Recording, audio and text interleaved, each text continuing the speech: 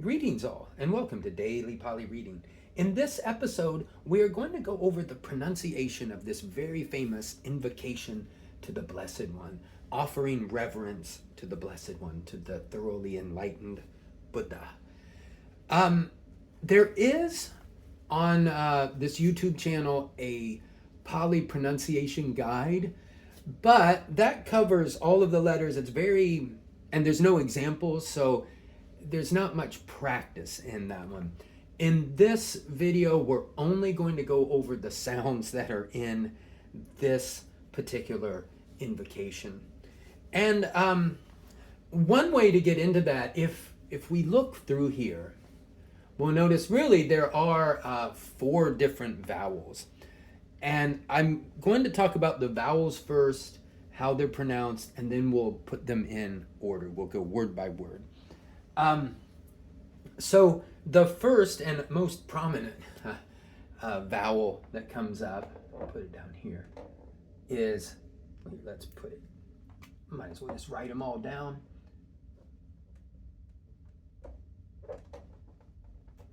We have this vowel here.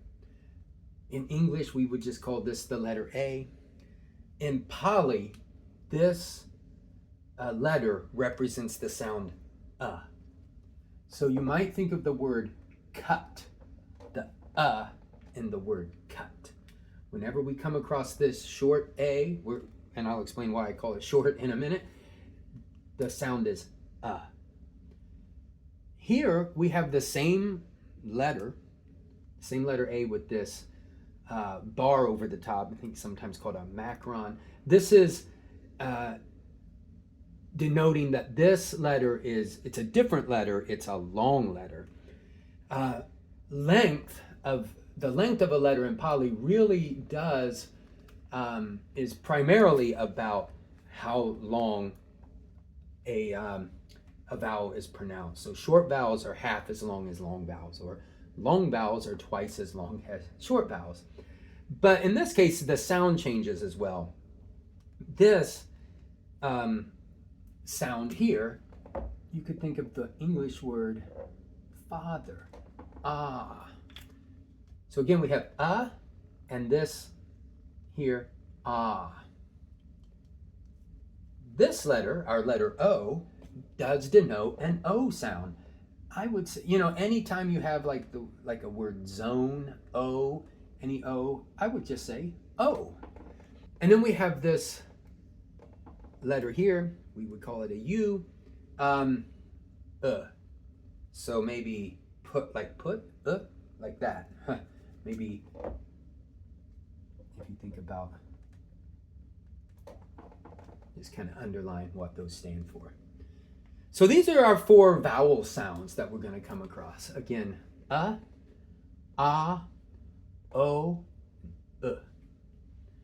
Okay, at long last, we're going to go over the pronunciation of the whole invocation. And then we'll talk about the meaning. So here, notice we have these vowels here, and O. And this letter N, we'll just call it N, is just like in English, na. So, na. And the M really is just like in English, Namo, Namo. You can say it a few times there, Namo. Namo. Actually, it means reverence. It really comes from the root word meaning to bend. I know I said I'd talk about the meaning later, but we might as well do a little bit of this now. We can do it individually and then put it together. Namo, meaning to bend. There's a verb, namati, which means it could mean to like bend or bow, or that like if you bending wood to shape it or something. So Namo. Then we have this word here. The T is just like in the sound of the beverage you drink, tea. Ta. So we have this. Notice how prevalent this sound is here in this invocation. Namo tassa. Now notice we have 2 S's.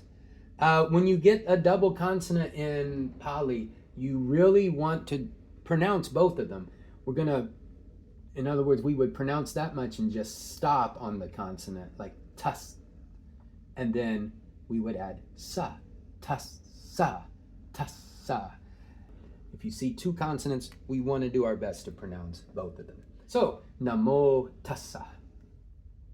This one could mean to him, to that one. And again, we'll put it all together in a little bit. Now here we have again just and o, o. And we have this G. Now a G isn't really pronounced as a J, never like G or gem, but like go. The V can be a V sound or even a W. And this BH, B, just a normal English B followed by a puff of air, a B. We call that an aspirated sound. So, ba, ga, the, to, ba, ga, wa, to, depending on how you want to say that. Namo tassa, bhagavato, bhagavato. This means the blessed, or to the blessed one. Sometimes it gets translated as Lord. It's the same word that comes up in Bhagavad Gita, the song of the Lord. They're referring to Krishna. And here we start with our just U's and O's again. R, like we might expect in English, ra. And I think you can trill the R a little bit. Ara, ara, arahato. The H, like we might expect in the T. Arahato. This word is it means to the arahant, or the worthy one. Arahant's kind of a technical word meaning someone who has succeeded in finally gaining liberation on the path. Namo tassa bhagavato arahato. And then we have this word here. It's a compound word. It looks kind of long. It's not that long of a word, really. It has three main parts. Again, our S's are like we said, S sounds. The M's are going to not be a surprise. The B, not a surprise. The D, DH, we'll talk about in just a minute. And here we finally do have our long A sound, which is A. Samma. That's the first part of this. Break that up here. Samma. So again, we want to honor the fact that this is a double consonant. Samma. You'll hear this in the Eightfold Path. Sammaditthi, Samma Sati, Samma Samadhi. And sometimes meaning well or correct. And here it means like thoroughly or completely. We'll talk about the meaning in just a minute. Samma. And then just kind of the same. Sam. That's the second part of that. And then we probably know this word, Buddha. So here we finally get our Buddha. So here we're doubling our D, and the second one's getting this puff of air. Buddhassa. All together, sammāsambuddhassa. Sammāsambuddhassa. Buddha is one who is awakened, enlightened. Sambuddha is just emphasizing that. Samma, thoroughly. We might say, to kind of get a feel for this, to the completely and thoroughly enlightened one, or sometimes just to the completely enlightened one. One last thing here about Namo. I should have said it first. Namo comes up in that word, namaste, where we're talking about bending or bowing and offering reverence. Reverence to you. Namaste. Reverence for you. And often in Namo, you'll see people, certainly in Thailand, but in in Sanskrit, they would call this the Anjali Mudra, sometimes in front of the heart, lift up to your head.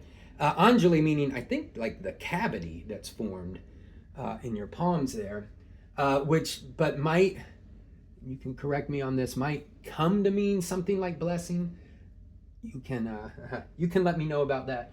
I knew someone long time ago named Anjali, and I had no idea that was the name. It's a beautiful name. So you'll see this.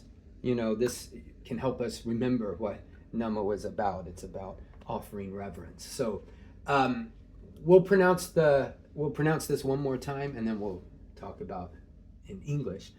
Namo tassa bhagavato arahato sammāsambuddhassa.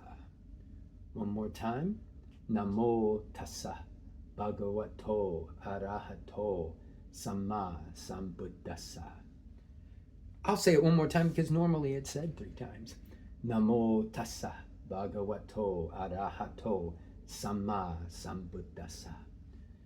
Reverence for the Blessed One, the Arahant, meaning the worthy one, the completely and utterly enlightened one.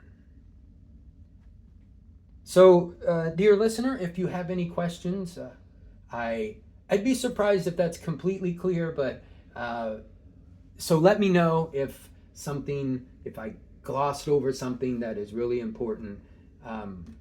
Yes, please let me know. Peace, everyone.